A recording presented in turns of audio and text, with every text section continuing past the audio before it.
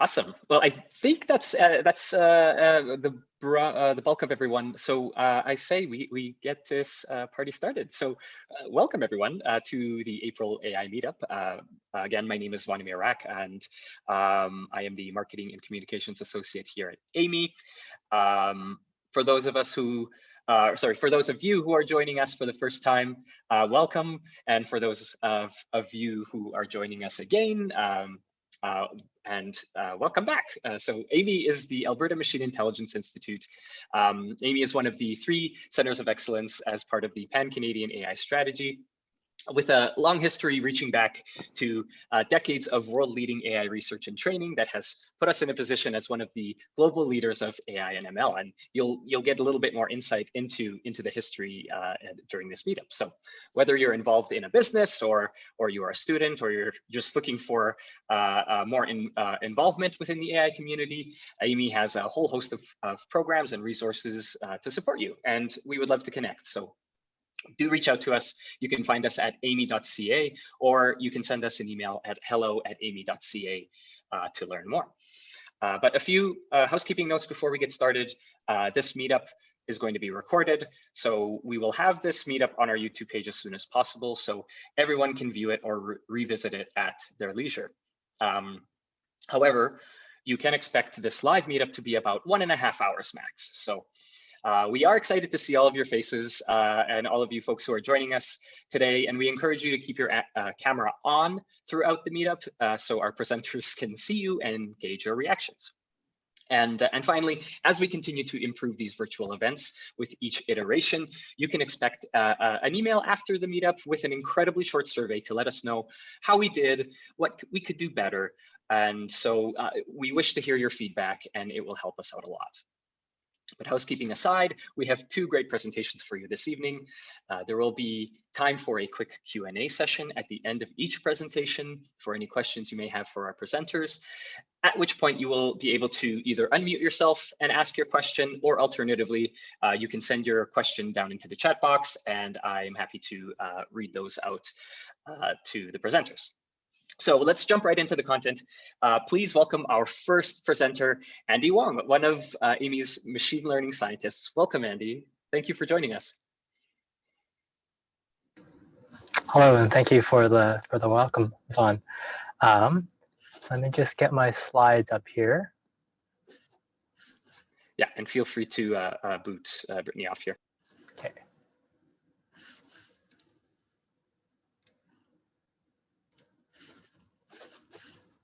All right, so you should be able to see my slides now. I won't have the chat open, so I will take questions and check the chat at the end. All right, let's get going with this presentation. So my name is Andy. I'm a machine learning scientist here on Amii, or Amii's industry team. In this role, I work with the rest of the Amii team to give technical advice and guidance to companies that we work with, and to help them succeed in their machine learning projects. Prior to this, I received my master's in computing science from the University of Alberta, studying with professors Osmar Zayan and also Johannes Günther. My area of expertise is applying reinforcement learning in the real world. And I also have some experience in modeling, simulations, supervised and unsupervised learning.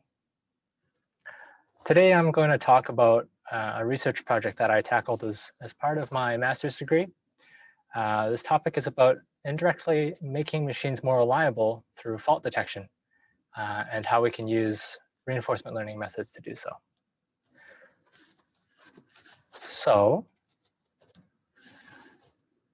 today's presentation is going to be outlined as follows. First, I'm going to introduce the problem that we're trying to tackle, and that's towards condition-based maintenance for better machine reliability, and specifically one aspect of CBM, which is fault detection.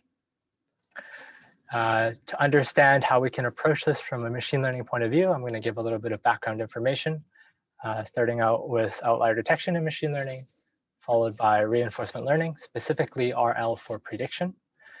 And after that, I'll talk about general value functions and how we chain all of that together into our new outlier detection algorithm, which is Gvfod. There's going to be an experiment with some empirical results presented, and then I'll summarize my presentation with some conclusions. So first, an introduction of our goals and what is condition-based maintenance.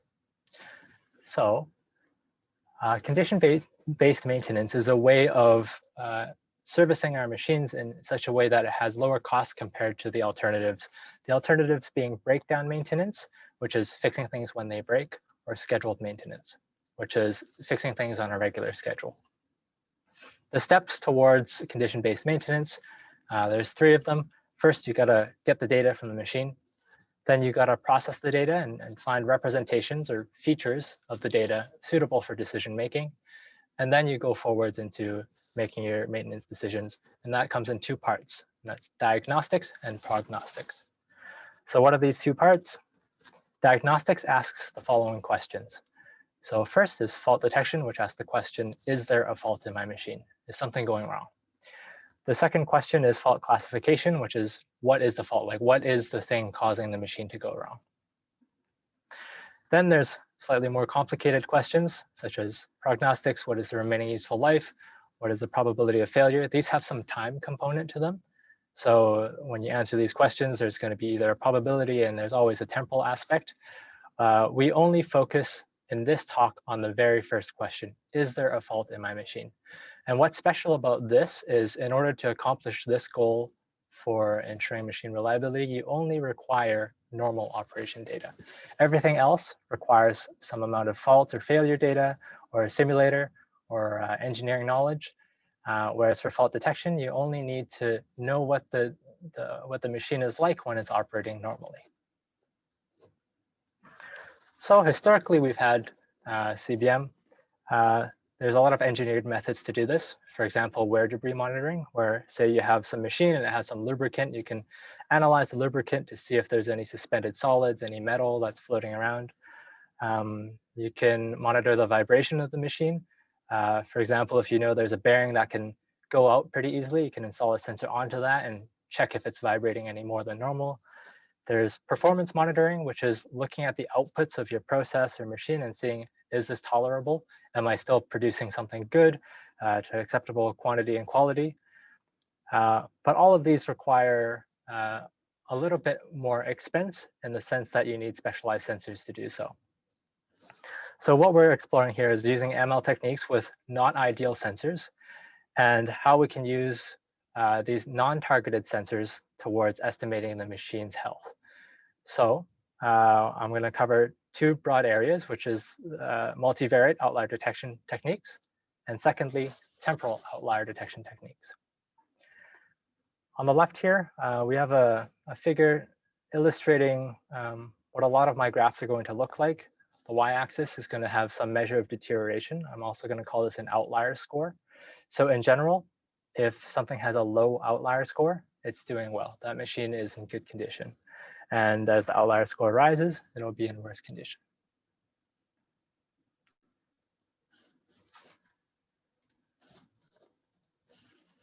All right, some quick definitions before we keep going. What is a failure? So in this research project, we defined a failure as when the machine has worn down until it is no longer able to perform its task to a satisfactory level. So there's 2 key parts here. First, there's some notion that the wear has to be gradual, like it has worn down. If somebody comes by and hits the machine or breaks the machine, that's not something we can reasonably predict. Instead, it has to have some aspect of time. So like, for example, a rubber belt aging, or with a bearing, if it just starts to lose its lubrication and wear away that way. And something can have failed before it has broken completely. So if the machine is still running, but it isn't producing at a sufficient quantity or quality of product, we can say that it has failed. And how do we define a fault? Because right here, we're really going after fault detection. So a fault is an event that indicates that failure is upcoming. Ideal best case scenario, if our domain is working exactly as we want it to, this is what it would look like. And it's a little bit confusing here because I've reversed my y-axis. Now I'm talking about machine health. So we start off with a really healthy machine. It reaches some time and it'll have a fault. And slowly the machine health will degrade until it reaches a failure. All right, let's get into the background material on how we can apply machine learning methods to detect faults in machines. So first, we're going to look at multivariate outlier detection techniques. And on the right, we have a bunch of figures that are pulled from scikit-learn that show how outlier detection works. You have some data set, and you're trying to draw this boundary of normality around the majority of the normal data. And given a new sample, that algorithm can say, hey, this new sample looks similar to what I saw before. So it's an inlier or normal. Or it can say, hey, this new sample looks weird. It's different. And that'll be an outlier anomaly. And in literature, these terms are really, really mixed up. Anomaly, outlier, novelty, abnormality, rare event, noise. These don't really tell you too much about what type of outlier detection problem is being solved. So to sort of deconvolute this, I'm going to talk about this particular way of separating outlier detection problems. So first, there's supervised outlier detection. And how this works is in the training phase, when you're training your model, you'll have labeled data for both the normal and abnormal class. So you'll have some amount of data, and this is collected from a normal operation or some sampling distribution that we call normal. And then there's labels for that, and there's also labels for the abnormal data. This ends up just being supervised classification with typically very imbalanced data because you typically have more normal data than abnormal, and we won't touch on that very much here. Next is semi-supervised learning, which is in the training phase, we will have data, and that's only arising from the normal class. We know that that data was generated from a distribution, which we know to be normal operation. It's an inlier. It's not an outlier. And the last case is unsupervised outlier detection, where during training, we don't have any labels at all, but we might know that within our data set, there's some proportion, say 95% normal and 5% abnormal, and try and figure out which of those 5% is the abnormal data. Now, that's just for training. When we get to testing and evaluating our algorithms, we always need some amount of normal and abnormal data. On the right there, we just sort of have an idea of what semi-supervised and unsupervised outlier detection is. Semi-supervised is learning this domain, and it's able to test on new data. And unsupervised is looking at the existing data set and trying to figure out which of the outliers within it. So what are we going to use for fault detection? Fault detection fits best with a semi-supervised learning task. The training set will have normal data. So you'll commission your machine and install it and start collecting normal data from it, and hopefully learn some model of normal behavior. And then afterwards, when you get new data arising from that same machine, you can say, hey, is this new data similar to the normal data, or is it different in some way? If we frame fault detection for machinery as an outlier detection task, it doesn't work too well. Because for outlier detection, we usually make the IID assumption, and we use things like shuffle split or k-folds cross-validation to split our data into our training and testing sets. But for machine fault detection, we have to add some realistic limitations, and that there's no shuffling of data, and that normal training data comes before normal testing data. The reason we don't shuffle the data is if there's a piece of data in the training set that's very close in time to a piece of data in the test set, we could very reasonably memorize that data and still get good testing performance. So that's why we don't shuffle our data. And secondly, the normal training data has to come before the normal testing data. And the reason for that is obviously you have to train a model on data you already have, and you're trying to evaluate whether or not that model is any good for future operation.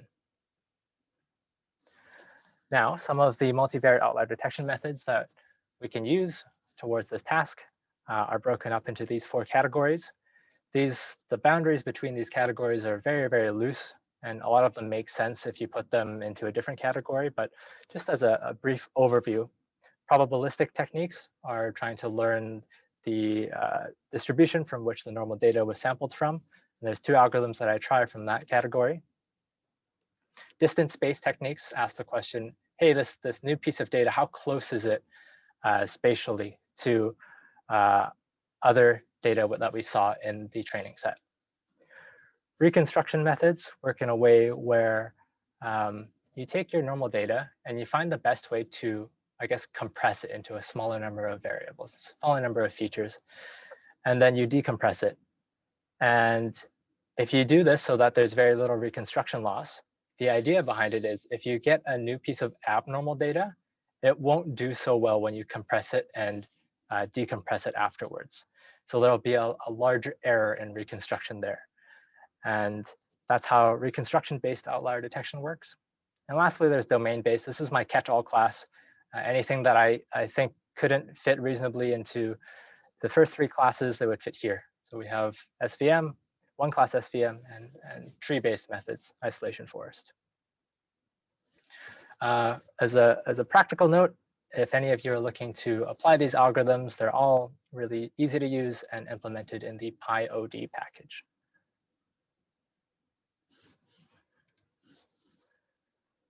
So that's for the multivariate techniques. How can we leverage the contextual variable of time? Like, these are all time series data coming from our machine. How can we leverage that in our modeling? So I've tried out 2 algorithms. The first one is Markov chain. It's really simple. I don't actually explain it here, but it's just modeling the state-to-state transitions. The second one is going to be general value function outlier detection, and that's our contribution in this research project, this new algorithm that uses general value functions to model the normality or the normal behavior of the machine. Gvfod is a little bit funky in that it requires the usage of unshuffled data, which was something that we talked about a little bit earlier. And that's actually a requirement and not just something nice. What is nice about both of these algorithms is that they both follow the usage and structure of the PyOD package. So if any of you want to try out these algorithms, you can find them on my GitHub.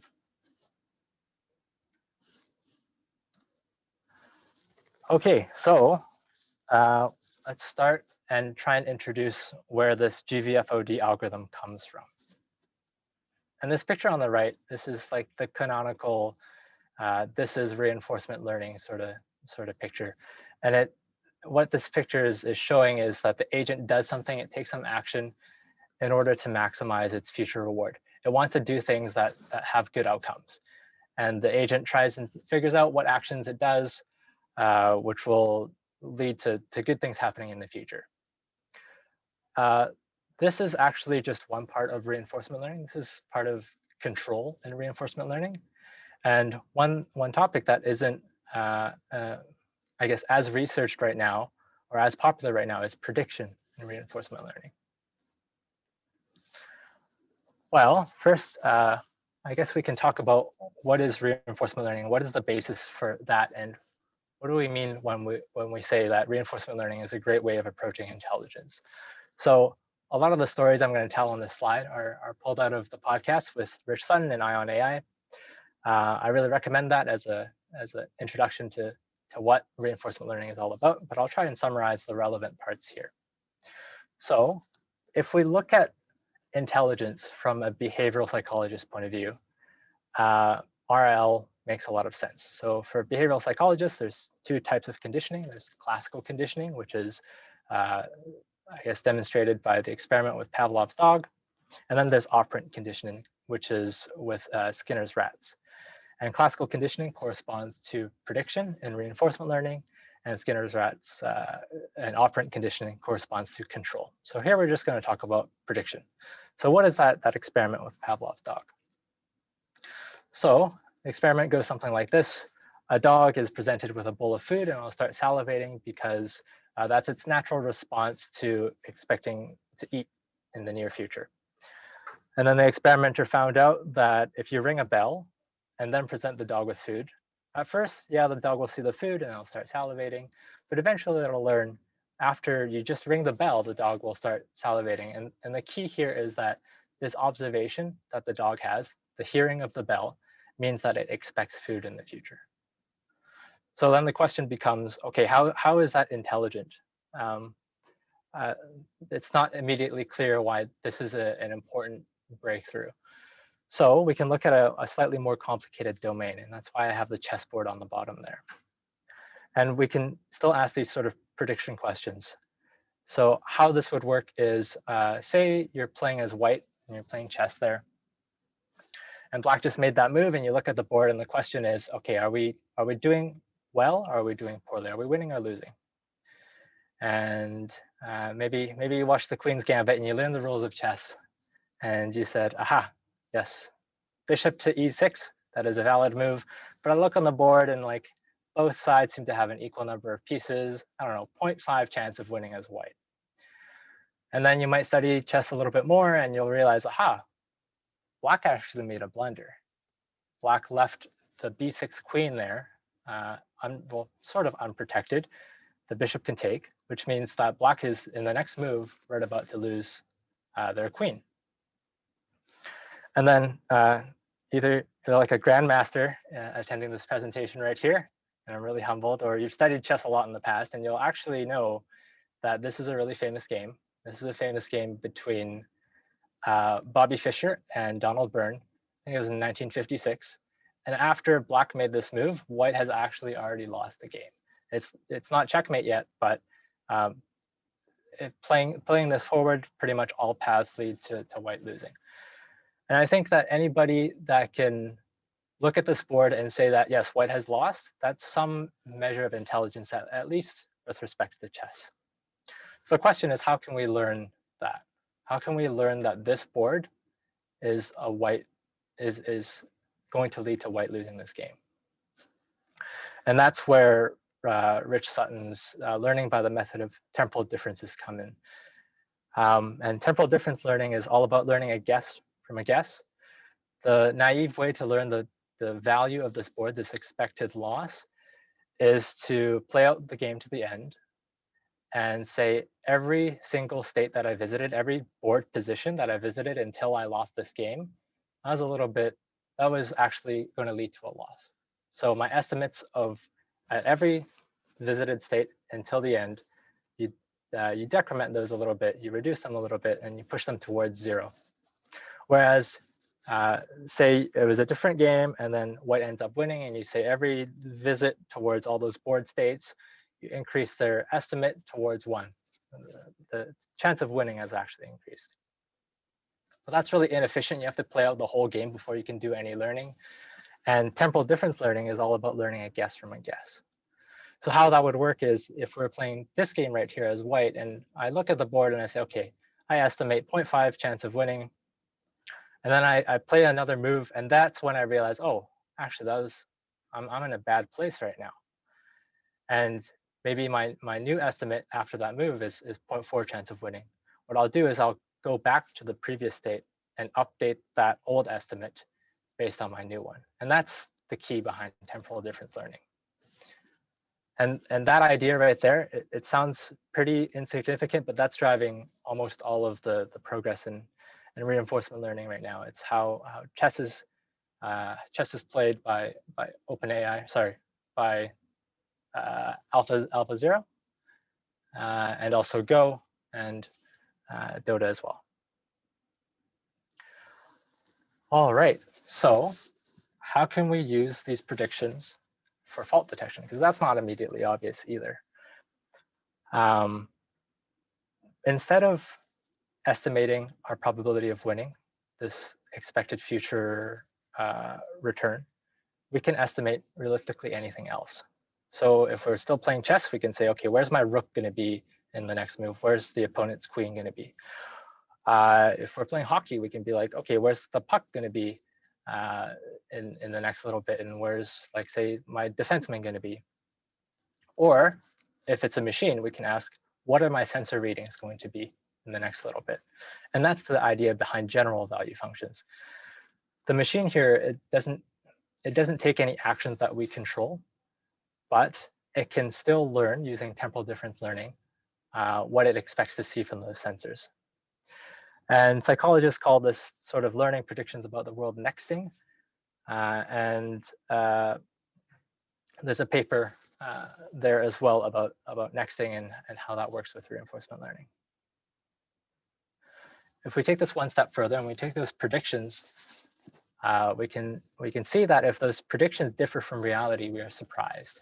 And the surprise means that there's probably something going on with the machine. If our predictions about what the sensors are going to read differ from what they actually read, there's probably something going on with the machine, and we can label that as a fault. And temporal difference learning uses the surprise to learn.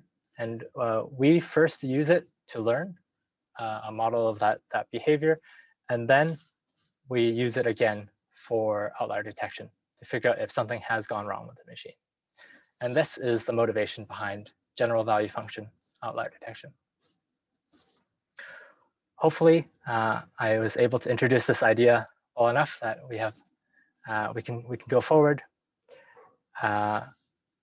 There's very little math in this presentation, but this is a sort of a visualization of how this works. We'll have our training data set, and we use temporal difference learning on that to learn our general value functions and encode all that knowledge into a vector W. You stop learning, you go back, and you evaluate the surprise, like how much error is still left in that model. And then later, you can look at new test data and compare that new error to the old error and see where that lies and whether or not that machine has entered a faulty operating condition or not. All right, moving on to our experiment. So previously at the U of A, the computing science and mechanical engineering departments built this robot arm.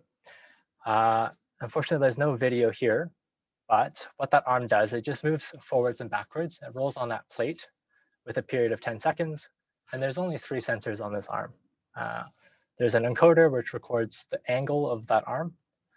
There's a torque sensor at the output of the motor, which drives the belt pulley system. And then there is a strain gauge attached to the belt, which measures the tension. So just based on those 3 sensors, we want to detect failure or faults. And the experimental procedure to collect the data went something like this. The arm was set up, and it was left to run for, let's say, I believe it was 20 hours, collecting a lot of normal data. And then experimenters came back, modified the arm in some way to emulate failure. And we ended up with 5 different faulty operating conditions. And to sort of visualize how much data we have, the normal data, that big horizontal bar there, represents 20 hours of normal data. And then for the abnormal data, we only have 30 minutes of each class. So one big problem that we have with real life robot data is that it's often non-stationary. So if we were to take a typical outlier detection approach to this problem and shuffled all our data, that'll actually make it seem, well, empirically, that it's stationary. But in real life, again, we have to make sure that we train on our old data and evaluate on our new data, because that's just how things work. So what we'll end up seeing on the bottom there is the machine is actually changing in its health all the way. If we're looking at the middle plot there, the machine health is changing even before the fault has occurred. And if we do the training on the earlier portion of the data, it won't be long before we're going to start getting a lot of false positives, where that model will say, hey, I'm seeing things I've never seen before, and start declaring everything as faulty. And we can see this in the data here. So sorry, this is a little bit confusing, but I've flipped the y-axis again. Outlier score is on the left, so anything above the dotted blue line, that will be abnormal behavior. And everything to the left of the red line, that is our training data. So we trained the model using all the data to the left of the red line up until about 2,800 runs. And after that, we evaluate on all the future data. And we find that, yeah, there seems to be a higher proportion of abnormal observations in the test data than there is in the training data. So knowing that we have this problem in our data set, we need to address this in some way. So just as a clarification, that robot arm was left to run like overnight untouched. And it's not obvious just by looking at it that something has changed. There's no like real key, no key observations that would tell you that there's some sort of non-stationarity going on. It's after you go and do the data analysis and you realize there's something going on here. So we're going to test all our algorithms. And this is how we're going to do our testing and training splits. We're going to keep everything temporally continuous. And we're going to make sure the testing data always follows the training data. And sometimes we might even add a little bit of delay after training before we start testing. So like we train our model and then we sort of waited 2 hours and we see how that model performs on the data afterwards. So there was some hyperparameter tuning done. We reserved half of the normal data and half of the abnormal data for hyperparameter tuning and evaluate that tuned model on the second half. And these are our results. So this is just training loss. Let's not pay too much attention to this for now. We see here all the dotted lines. Those are our temporal outlier detection methods. All our solid lines, those are our multivariate outlier detection methods. Those are the ones you can find in the PyOD package. The x-axis, we have the quantity of training data provided to the algorithm. So we varied the size of that training set and evaluated on a constant size testing set. And we got this precision recall and F1 score. In the context of machine fault detection, precision means if the algorithm detects a machine fault, was there actually something wrong with the machine? And recall asks the question, if the machine has a fault, did the algorithm detect it? So in general, we can see for most algorithms, they have fairly high recall. If the machine has gone wrong, most algorithms can figure that out. The problem is the machine hasn't gone wrong, but the algorithms say there's something going on that is faulty. But again, this is the stuff this is the data set that we tuned the hyperparameters for. We can't really look at that. So instead, we look at the second half of the data, and we see, whoa, the performance has dropped a lot for most of the algorithms. One thing that's still really great, Gvfod still seems to have almost 100% F1 score at large training data sizes.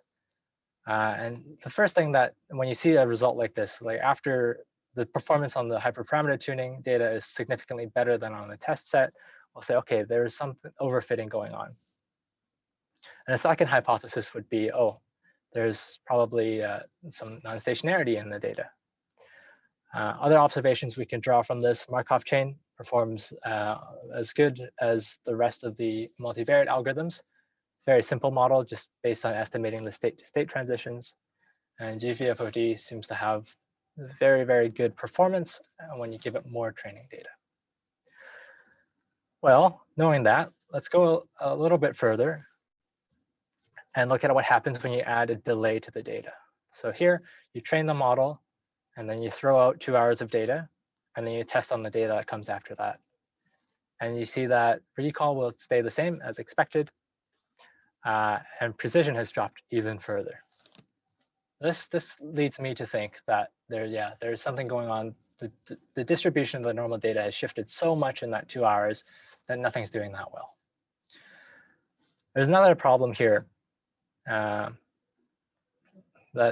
needs to be pointed out, and it's that when we do hyperparameter tuning, we need faulty data to do that. If we want to make these algorithms perform as well as possible based on their F1 score, we need faulty data. And that's a problem because if you were to go out and install a machine, like commission really any machine, you can't install it and then just break it and collect faulty data and do it that way. So you have to do everything with normal data. And that means you can't do parameter tuning when we do outlier detection techniques, multivariate outlier detection techniques.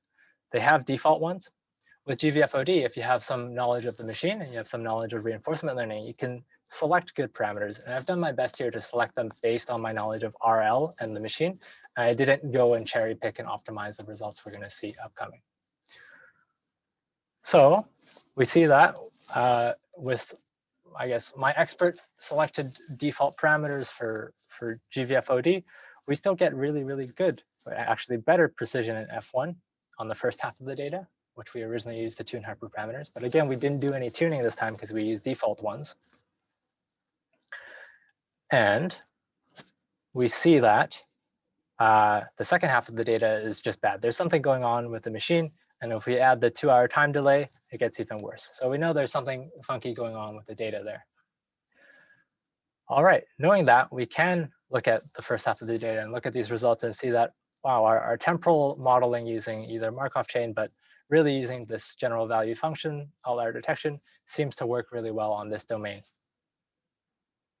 And those are the results I'm here to present today. Maybe in a future presentation, I'll go on into other things I did during my master's thesis. But as the conclusions, one key thing about all machine learning in general is that the data, the experimental setup, evaluation, choice of algorithm, these things are all intertwined. And also in applied settings, in applications of machine learning, we often have problems with non-stationarity, and that data is not necessarily IID. Gvfod does have limitations. It's not truly an outlier detection algorithm because it doesn't work with anything that's not a time series, and it requires that all the input data is unshuffled and temporally continuous. And lastly, on this robot arm data set, temporal modeling with Gvfod, so using TD learning, using general value functions to estimate what's going to go on with those sensors, it outperforms all the multivariate techniques. And it also illustrates this one thing is that these RL methods are valuable and they're useful even without considering control. We don't use this RL to make any decisions other than when to fix the machine. Like, it's not controlling the machine, but we see a lot of value here as well. All right. Thank you so much for attending my presentation here. This is what we went over today. We introduced CBM, went over some background material on outlier detection and reinforcement learning, introduced our algorithm here, Gvfod, compared it empirically, and we came to some conclusions at the end. I'd like to thank my collaborators, Tomo, Johannes, and Osmar, and also thanks to Mitsubishi, U of A, and also Amii for funding this research. Wonderful, thank you, Andy. Let's take a moment to receive some questions from the audience. Audience, feel free to unmute yourselves or ask your question in the chat. Andy, I'm happy to get the Q&A rolling. So I have a question for you. Do you have an intuition of why Gvfod outperforms the other algorithms on this data set? So this ties a little bit into my future work, where we developed a simulator so we can really control the non-stationarity in the data. And we found that the way that TD learning works is because it learns on a step-to-step basis, it's actually overriding its previous learnings with new data. So it'll actually have more weighting towards the end of the training set. And that explains a lot of the way to why we see that Gvfod seems to have better performance. Additionally to that, we see, just looking at the Markov chain results, that temporal modeling of temporal applications makes a lot of sense, and there's a lot of value to be had there. And I guess a quick follow-up question. Oh, we have a question from Riley. Please, Riley. Thank you. This is really interesting, really approachable talk too, which I appreciate as a bit more of a novice. I just wanted to clarify or confirm This was quite the striking difference between when you were using the optimized hyperparameters versus when you use the expert one. Is the main intuition there just that the optimized ones were far too overfitted to actually correct for or capture the data? Yeah, so I think this has to do with my choice of language here. So I say optimal, but really it was limited by the number of runs it was able to test. So I limited it to 500 evaluations of this objective function. So it's not necessarily optimal. It's just best in this in that experimental setup. In that sense, if I let that algorithm for searching for parameters run longer, we might end up seeing the performance that we see with my expert selected parameters. Was that your intuition? Did you take a look at it with fewer and fewer observations or training runs to see if it was getting closer to that? I didn't do any feedback, so I never looked at this result and went back and cherry picked the data. I didn't do any of that optimization, grad student gradient descent. So I did not do that. I tried to do it as unbiased as possible based on my knowledge of RL and of the machine. Great, thank you. Okay, Andy, I'll commit to this follow-up question. Because one of the advantages of reinforcement learning methods is their capacity for online training.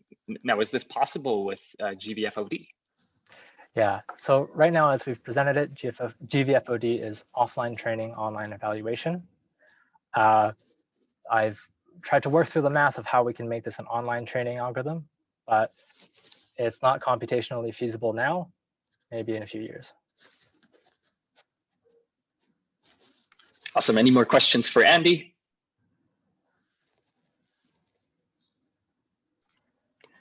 Wonderful. So let's please give one more round of applause for Andy. Thank you so much for presenting this evening and spending time with us. So thank you so much. Now, before we move on to the second presentation, I would like to have a moment for us to all share something with the group. So this could be a shameless plug on what you're working on. If you have any exciting news to share on behalf of your research or your organization, whether you're hiring or looking to be hired, or if you're looking for mentorship, this is a good time to sort of raise that awareness of what you're up to and what you're seeking from within the community. So if you have something that you would like to share, please do take a quick moment to do so now. So we have one quick reinforcement learning related news on our end. We are excited to announce that Amii's fellow in residence, Matthew E. Taylor, recently co-published an article in Harvard Business Review with Catherine Hume. The article is titled, "Why AI that teaches itself to achieve a goal is the next big thing." So this is a super digestible article that dives into a reader-friendly explanation of reinforcement learning, some examples of RL at work as well, and the article also covers how to spot an opportunity for reinforcement learning in your work or your company. So there's another RL resource for you that I'm just going to pop into the chat for you to read at your leisure. But if nobody has anything else to share, I'm happy to move right along and introduce our next speaker. So looks like Riley has something to share. Oh, Riley, please. I thought of a quick plug. So I recently was added to the Edmonton Advisory Council on Startup group, and we operate out of we have a Slack channel that's used for just different startups in Edmonton to communicate with each other and get resources and learn from each other. And so we're currently planning out what we're going to be doing for the new year here, the new session. And it'd be great if anyone who's doing any kind of startup related activities, or you're part of a business, or you're just interested and curious, if you wanted to join our Slack channel, and it's an opportunity for you to kind of get your opinions voiced, which we then take to do some kind of advocacy work with. So is it okay if I put the Slack channel in the chat there, Swan? Yes, please. Yeah, absolutely. And Andy, you mentioned your link to your GitHub. If you could include your GitHub link in the chat as well for folks, I think that would be helpful. Absolutely. Wonderful. Okay. Thank you. And if nobody else has anything else to share, I'll wait a few seconds. I'm happy to introduce our next speaker, Spencer Murray, who is Amy's Director of Communications and Public Relations. Please join me to welcome Spencer. Thanks for joining us this evening.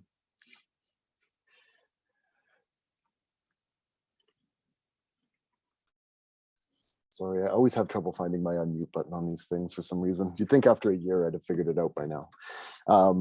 Thanks very much for that introduction, Vaughn. I'll just echo what Riley said, that the YEG Startup Slack is a super welcoming community. I just recently joined it myself, and lots of fun conversations and lots of opportunities show up on those channels. So please definitely check it out. Just a second here, and I'll share my screen with everyone. So my presentation today is a little bit different than the one that we've just heard from Andy. I've been with Amii for about 5 years now in January, and it's caused me to reflect a whole lot on some of my experiences with the organization and some of the changes that we've seen in the Alberta ecosystem over the last 5 years. And so my presentation today is entitled 5 Years at Amii. So we're going to be taking a bit of a journey back into the past. So we're going to start, 5 years ago, so 2016. We're going to talk a little bit about the Alberta Innovates Center for Machine Learning.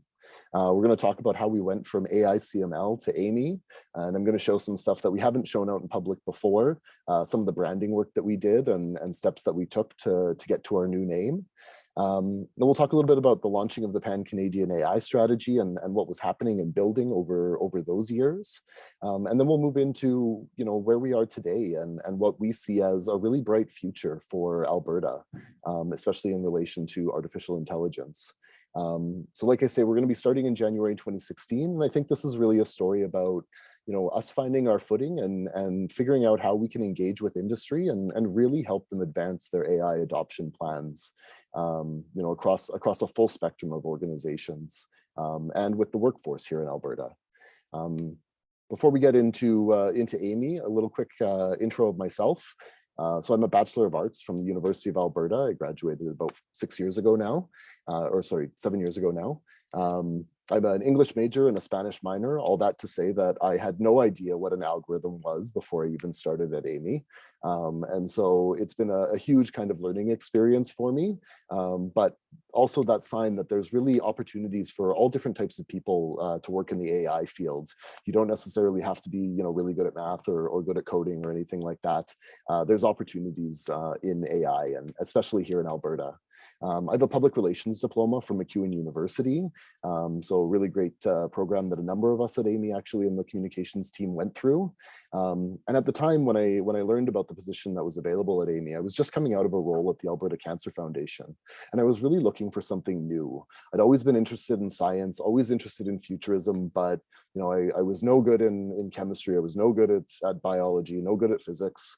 So I just kind of sat on the sidelines for a lot of the time watching science develop. And I had a friend come to me with this opportunity at Amii, and I was really excited about this opportunity and decided to jump right in. At the time, we weren't called Amii, as some of you might know. We were called AI CML, the Alberta Innovates Center for Machine Learning. And that's really where my story with Amii starts. So this is the world back in 2016. The picture you see here is something that has been sitting in the Amii lab since before even I arrived. Features a number of our primary researchers at Amii. You might recognize some of the familiar faces. I'll let you try to guess who's in that photo, or this, I guess, rendition of a photo, as it were. But let's think about sort of where Amii was back in 2016. Like I say, we were called AI CML, and that was really a small research group based out of the University of Alberta that was really already doing world-changing research in machine intelligence, machine learning, artificial intelligence. There was about 10 principal investigators who were part of the organization. They had a number of students who were working under them, of course. And then we had 4 kind of primary team members who were really working on moving the organization forward when I came on. So I was the 4th person to come into the organization in that way. So we had an executive director, a scientific director, we had our admin support, and then myself, who was sort of the first really industry-facing role that they wanted to hire. And they knew it needed to be in the communications space. And I'll get into that in a little bit about why they they realized they needed a communications person in the organization. But I think it's important to also consider what the world was like in 2016. We were seeing some growing awareness of artificial intelligence out in the community, but certainly nowhere near the level that we're seeing now, and not that massive hype that we're still seeing. Businesses were really starting to wake up to the potential of AI, but most still lacked this really fundamental understanding of how to think about AI and how it might actually be able to impact their business and help them move their goals forward.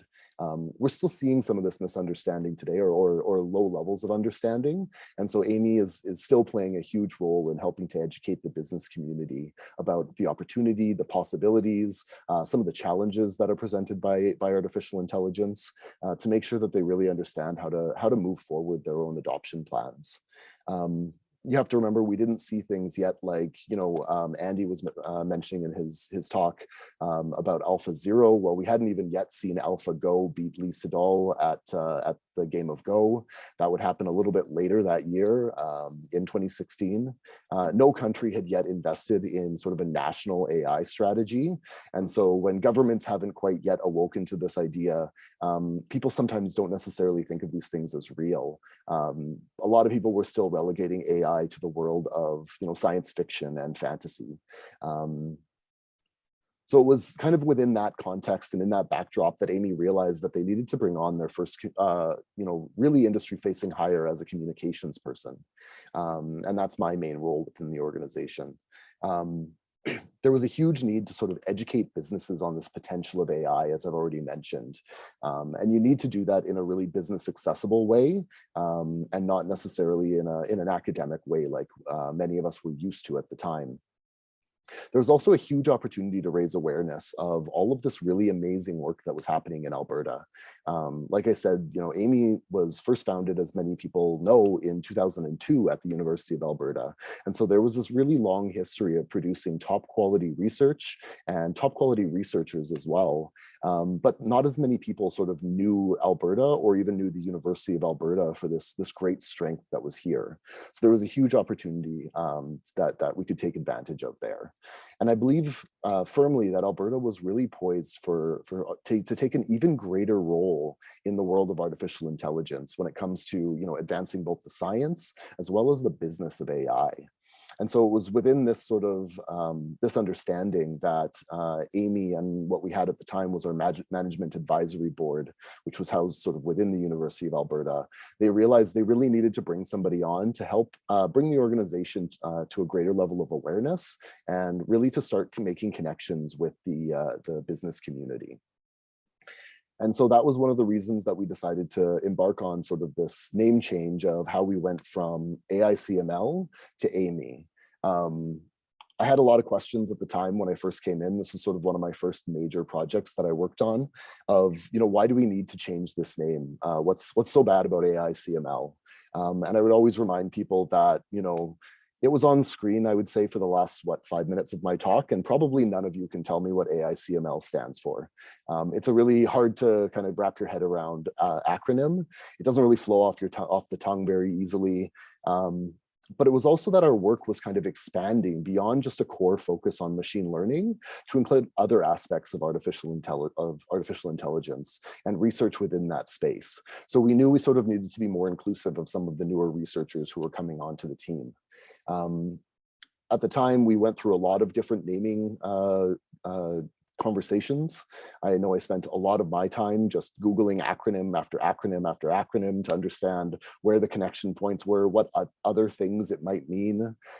There was probably a good 2-week period where we were like 75% going to be called the Machine Intelligence Research Center, which would have named us as MERC.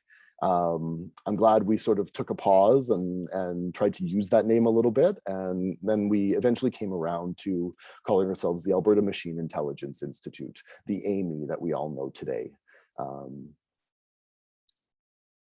We also went through a rebranding at that time. So some of you may have seen this logo before. This is the Alberta Innovates Center for Machine Learning logo. And there was a big reason why we wanted to do sort of a rebrand on this whole thing. One was that, this is a little bit of a dated look. This logo was developed quite a few years ago. And so we wanted to refresh to be a little bit more current with how branding kind of is moving in the directions of branding. But we also wanted to help shift our own mindsets around industry engagement and sort of shed the previous ways that we might have done industry engagement and try to think of new ways and new paradigms for what we could be doing. And so we went through a whole rebranding process because, when I first came to the organization, I remember Osmar Zayan explaining our logo to me and some of the meanings behind it. And he used to say to me that it's a great logo because it has the center in the center. So, the Center for Machine Learning is right in the center there, and it's surrounded by AI and ML. And so, it's that whole story. And I said, but Osmar, AI doesn't stand for artificial intelligence. It stands for Alberta Innovates. He said, no, that's okay. Don't worry about it. So we have this really confusing logo. We had a bit of a confusing name as well. And so we knew we wanted to make some changes. And so we worked with a really great local firm called Curio Studio, who we've still done some work with, going forward. And they helped us to develop a couple of different concepts for what the Amii logo could look like, based on some feedback that we gave them and some input based on, who we felt the organization was sort of at its heart. They produced two kind of really great options for us that we liked. So the one over on the right, you can see, eventually evolved into our current, or on the left, sorry, evolved into our current logo. And the other one, we decided to not go forward with. I'll explain a little bit about both of these two options, but I do feel like that block letter one might have been the perfect logo for Merck if we ever decided to move forward with that name. The intention of the sort of block letter one was that the line is data that moves through a black box represented by that M. And then as you get through that black box, it becomes, the letter forms become more and more concrete. This felt like a little bit of a kind of winding explanation for what our logo might mean. And we're also not a big fan of the black box here at Amii. We like explainable AI. We like AI that people can actually understand and know why it's making some of the choices that it's making. So we decided not to go forward with that logo, and we decided that our other logo would be the one, the other option was the one that we liked the best. This one is sort of built on representations of data visualization. So you can see some, something like a social network graph within the dots of Amii's logo. And then we chose this really sort of humanistic font because we knew that people would be still having some of that, fears and baggage of concerns around artificial intelligence, mostly what they learned from Hollywood at the time. And so we wanted to make sure that people knew that it was a bit of a friendly organization. And so we selected that one, did some tweaks to it, and then we landed on the logo that we're currently using now. You'll notice that since then, we've updated some of our colors. We've gone through a bit of a brand refresh and an evolution of the brand. And I would say, some of that work that we did back then, you'll still see as part of the Amii brand in today's age. We also started thinking about industry engagement a lot more. And so we started working on different models for what industry engagement might look like. And I would say really the first program that we developed in that regard was called the Industrial Affiliates Program. It was a short running program. It's not still active now, but it was very much the realization that ad hoc engagement where a company would come in the door and say, hey, we have this problem, we'd love someone to work with us on it. And then just going to try to find a researcher with that question was who would be interested in working on the project and interested in diverting some of their time that they're already focused on other things into that work. It wasn't quite working as a model for us. And so we created the Industrial Affiliates Program with the intent of creating something that was really a collaborative model where companies would start to learn a little bit more about the research that was happening and gain access to individuals who they might want to hire within the organization. That was actually when we signed, one of our first clients within that program was Mitsubishi Electric, which is sort of interesting that we have myself and Andy giving a presentation today because the work that Andy did really started with that Industrial Affiliates Program at Amii. So it's really interesting to see. I've put up some of the sort of planning whiteboarding sessions that we did as some examples. But this was really sort of the first formative years of how does Amii really engage with industry? And we've come a long way since then, I would say. In 2017, the Pan-Canadian AI strategy launched, and Amii was part of that launch of the national AI strategy. So I'm going to take a kind of step back from Amii and talk a little bit really quickly about what is the Pan-Canadian AI strategy. I'm sure some of you have heard me give this portion of my talk before, but it was really the world's first national AI strategy, launched in March 2017. And a lot of countries started to follow Canada's lead after the fact. So we were really first movers in that regard.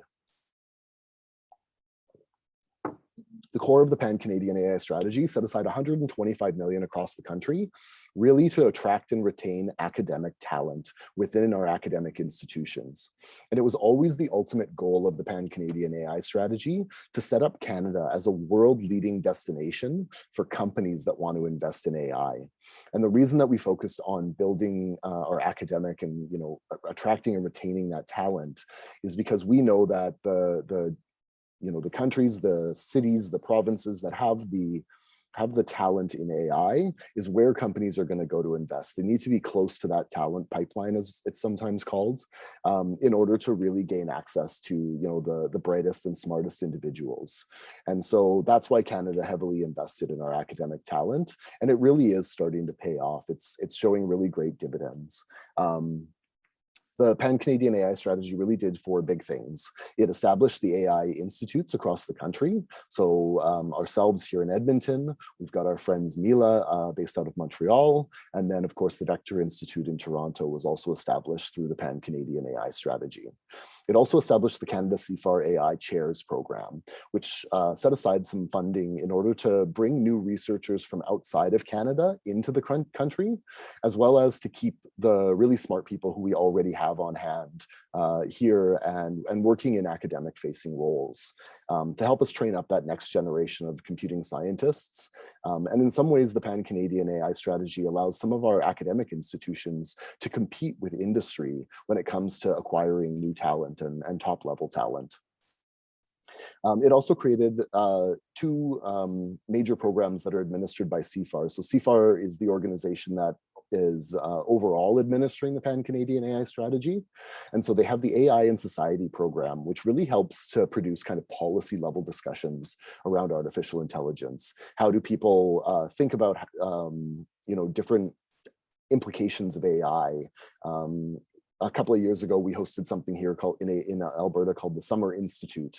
And that was really about bringing multidisciplinary people together to have conversations about AI in order to produce some insights that might help guide policymakers. There's also the National AI Program. And so CFAR does a really great job of making sure that there's a pan-Canadian network of research institutions. And so we've established connections at Amii with, University of British Columbia, with the University of Regina, with Carleton University, Simon Fraser University. There's all these connections that are being established across the country to really create this sort of pan-Canadian AI consortium, as it were. So lots of exciting stuff has started since the Pan-Canadian AI strategy was launched. And this has really been, I think, a story of building momentum since the launch of the strategy. And so, since we did launch the strategy, I've gone back into my photo banks and I've pulled out a whole bunch of interesting photos and things that are going on within Amii. Like I say, we've been gaining momentum since that launch of the Pan-Canadian AI strategy. So we moved into our new offices here in downtown Edmonton, thanks to some major support from Alberta Innovates. We also continued to iterate on what industry engagement would look like, trying out new programs, figuring out what might fit. We saw more and more packed houses at our AI seminars at the University of Alberta. We started to host the AI Meetup, which we're all loving, obviously, here and now. And we started to see a lot of attendance there as well. It was more and more people were becoming interested and excited about artificial intelligence, and especially here in Edmonton. Our research team began to grow. I saw more and more researchers coming into the fold year after year. We, like I say, started hosting lots of different events in the community. We launched our training programs. We welcomed a lot of new team members, a lot of new staff members to the Amii family. And we hosted over 300 students at the Deep Learning Reinforcement Learning Summer School in 2019. Students from over 25 different countries from around the world, all coming here to Edmonton to learn from top researchers from across across the country. We also were able to launch DeepStack within that time, still producing top quality science. DeepStack, for those of you who might not know, is the first AI to beat human professionals at Heads Up No Limit Texas Hold'em poker in a study that was completed back in December of 2016. So lots of really exciting things were happening during those years when we were launching and starting to grow through the Pan-Canadian AI strategy. And I think that really takes us to where we're at today, which, like I say, I believe is a really bright future for Alberta. And I know many at Amii feel the same way. 18 months ago, we actually welcomed our new CEO, our current CEO, that is Cam Linke. And I would say that's when we really started to accelerate our growth and accelerate our ability to help industry adopt AI. And continue with that, solid foundation of artificial intelligence research. We really figured out what our place was in advancing world-leading AI research and leveraging that scientific discovery into industry adoption. Amii gets to exist in that sort of really exciting middle space between funding and learning about and continuing to drive forward exciting research initiatives, while also figuring out, where is the application for some of that research, and how do companies start to figure out what their AI adoption plans and strategies might be. Where we're at now as an organization, we've got 31 researchers. So I mentioned, in one of the first slides that when I first came on, there was about 10, and now we're up at 31. I also talked about how there was only about 4 of us who were trying to steward the organization forward. Now we have almost 40 staff members here at Amii, all working on helping industry adopt AI and start thinking about AI. And we've also, like I mentioned, made connections with academic institutions really across this country and into other countries as well. We're doing some really exciting work. And one of the things that I'm really most excited about is our teams that have been really hard at work kind of retooling some of the products that we've developed over the years and developing new offerings that really empower industry adoption of AI. We had Andy just speaking at in the last half of the first half of the session. He's on our industry team, really working with companies to help them understand, and this is local companies. This is, small and medium-sized enterprises here in Alberta who are thinking about AI and know that it can become, a huge driver of success for them and want to build that internal capacity within their organizations. And that's what Amii's role is there. We also work with startups. For example, we just today actually launched our Supply Chain AI West program, which is funded through the Scale AI Supercluster out of Montreal. And we're really excited to be working with companies on helping them to incorporate AI as a core of their product and launching their startups and helping them to accelerate that work. We also have our advanced technology team, and they work really on how do you facilitate this adoption of advanced machine learning technologies into businesses. So rather than, let's say a local company who might be just starting to figure out and just starting to get their legs in artificial intelligence, this might be a local company who is, absolutely already doing their own AI work with sophisticated capabilities on their team who want to take it even further. And we have a lot of expertise in reinforcement learning, as we've sort of heard tonight, that we can really help companies out with, and many, many other areas, of course. We also have our training stream, which is all about helping to empower this transformational understanding of AI for our workforce. Help people who, we have people in this province who are engineers, who have a background in math and statistics, who would love to be able to take those skills and apply them in jobs of the future in, the rapidly growing field of artificial intelligence. And so we do some work in upskilling workers as well as companies to help them understand AI. We also work a little bit in the talent space of making sure that we have the strongest machine learning talent pool here in the world, making sure that people know about the opportunities that are here in Alberta and want to come and be here, as well as people who want to go out and do other great things as well. And then finally, our apprentices team is really working hard to help companies get access and actually get individuals into seats to help them work on those hard problems that they're working on. We want to create the best machine learning leads at that intersection of machine learning and whatever sector it is that they're interested in working in. So there's lots of really exciting stuff that's happening at Amii, lots of really exciting future directions that we're continually working on improving and working towards. We've seen some lovely successes in the last little while, and lots of support from our community, from the government, from industry, from the academic organizations that we work with, all across that sort of spectrum. So I hope this gave you at least a little bit of a flavor of some of the past 5 years at Amii, and also gives you a bit of an insight into where we're heading as an organization as we continue to work to inspire world-changing machine intelligence for good and for all. If you're interested in anything that I've talked about today, you can find a lot more information about a bunch of this stuff over on our website. And please continue to check back. We're always producing new content and telling new stories about AI here in Alberta. Absolutely. Thank you, Spencer, for the presentation. Thanks for your time. So we'll turn to you now, audience, for any questions you may have. But in the meantime, while you noodle over a question, Spencer, how would you compare, and you touched on this in several points, so perhaps this is a bit of a loaded question, but how would you compare Amii's impact on the AI ecosystem when you first started versus to where we are now 5 years later? Yeah, I would say that we've really grown that impact. Absolutely, I think there's lots of examples of that where we've always been, like I said, within a few years of establishing Amii back in 2002, we were already one of the world-leading AI research groups based out of the University of Alberta. We're still continuing that legacy here today, producing top quality research, top quality publications, and continuing to lead forward the scientific community. And I would say we've added to that now a great deal of industry impact.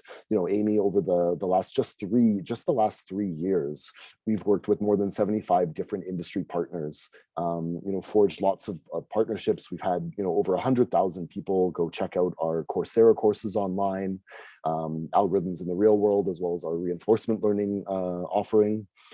So lots and lots of kind of additional impact, in addition to, like I say, bringing on, we went from 10 researchers to 31 now. So we brought on another 21 researchers to do that much more research, train that many more students, and really just continue to do great work that we know we can do here. Excellent, thank you. We have a question from Daniel. Daniel, feel free to unmute yourself if you prefer to ask your question. All right, okay. Thank you very much, Spencer. So much. I've heard so much about Amii, but I really never knew what's the full spectrum of things Amii does. Okay. I came to Alberta last year. I migrated to Alberta, Canada and Alberta last year. I'm presently in Calgary. I've been a geoscientist for more than 5 years. I work as a geoscience lawyer and gas. I'm trying to make a switch to AI, to the AI space. So how does AI, I actually, like I said, I stumbled on AI Amii online, and I decided, I see they do meets and everything. I decided to be a part. This is my second time. Where do I fit in this in the whole?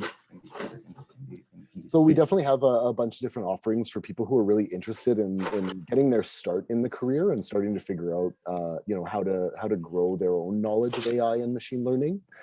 So our training team does some really good work putting together. So we have something that's called our Machine Learning Foundations series. So Machine Learning Foundations 1 really is kind of that basic level knowledge, making sure that everyone has common terminology around artificial intelligence, machine learning. And then there's the Machine Learning Foundations 2, which starts to dive more into the technical side of things. It's still really accessible for people who aren't, technical minded, but then it gives you that ability to have those conversations with technical team members as well.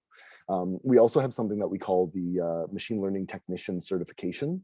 And so this is a 16-week, I believe it is, program that people can go through to learn, the basics of actually doing machine learning. So how do you build a machine learning model? How do you make sure it's connected to the business problem that you're trying to solve? And that's one of the really big focuses that we have within that Machine Learning Technician program, is making sure that you have something that you can sort of walk away with on the end. There's a capstone project as part of the as part of the learnings, where you can walk away with something that you can actually go and talk to a future potential employer about.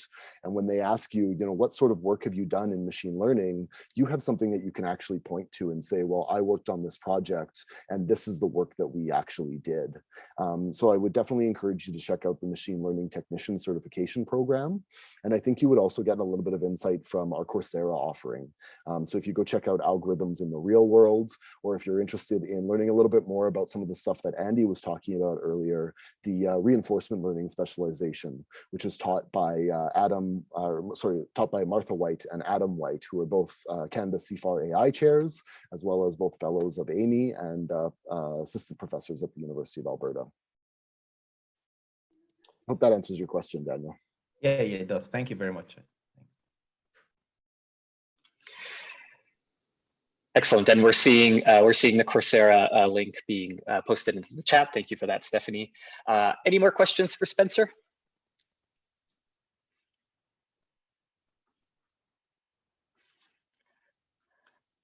All right then. Well, and I'm going to make sure I'm not muted. Excellent. Thank you all for attending the April AI Meetup. This wraps up this month's meetup, and this meetup would absolutely not exist without the support of you, our community. So we invite you to connect with us. And so if you have any more questions about the meetup, or if you are interested in presenting at a future meetup, we'd love to hear from you. And again, this meetup will be available on YouTube, but also check out our YouTube page for other content. As Spencer mentioned, there's lots of content to explore, not only just on our YouTube page, but also on the Amii website. So you can, on our YouTube page, you can view past presentations that are a bit more technical from the AI seminars and the Tea Time talks hosted at the University of Alberta, as well as other past lectures that we've hosted in the past, including the lectures from the Deep Learning Reinforcement Learning Summer School. You can view all of those lectures through Amii's YouTube page. So if you're interested in diving in, please do. Other than that, we do hope to see you again next month. Our next meetup will be hosted in May, on May 20th. And once again, thank you again to our presenters for sharing their time and expertise with us. Andy and Spencer, do you have any final words or thank yous you would like to say?